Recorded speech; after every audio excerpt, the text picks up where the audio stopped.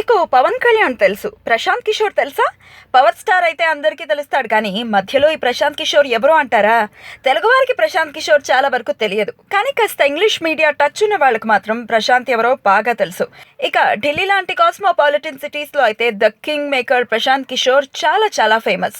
మోదీ 2012లో గుజరాత్ ఎన్నికలకు వెళ్లారు. అప్పటికే సీఎం అయిన ఆయన మళ్ళీ గెలవలేడని కథనాలు గుప్పమన్నాయి. కానీ అనూహ్యంగా మంచి విజయం సాధించారు. 2014లో ప్రధాని అయ్యేందుకు రూట్ క్లియర్ చేసుకున్నారు. కానీ 2012 మోదీ విజయం వెనక ఉన్నది ఎవరో తెలుసా? ప్రశాంత్ కిషోర్ విదేశాల్లో ఉద్యోగం వదులుకుని ఇండియా వచ్చిన ఒక పొలిటికల్ స్ట్రాటజిస్ట్. అంటే రాజకీయ నేతలకి వాళ్ళ క్యాంపెయిన్ ఎలా నడపాలో నేర్పిస్తాడనమాట. మోదీకి 2012లో సహాయంగా ఉండి గెలుపు సాధించి పెట్టాడు.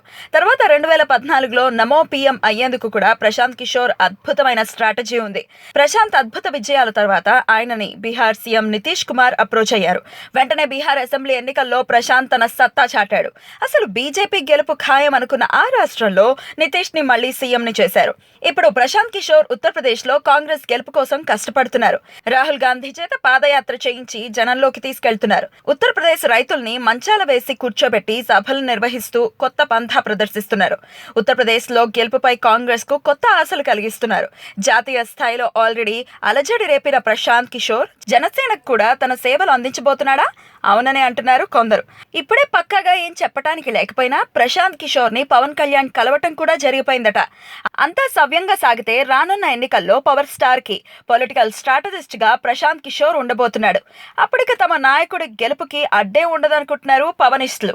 మోదీని నితీష్ కుమార్ ని గెలిపించిన ప్రశాంత్ కిషోర్ పవన్ కళ్యాణ్ తో నిజంగానే చేతులు కలుపుతున్నారా? ఏమో, ఇప్పుడే ఖచ్చితంగా చెప్పలేం. కానీ వాళ్ళిద్దరి మధ్య డీల్ ఓకే అయితే మాత్రం రాజకీయ ప్రత్యర్థులకి ఛాలెంజింగ్ టైమ్సే.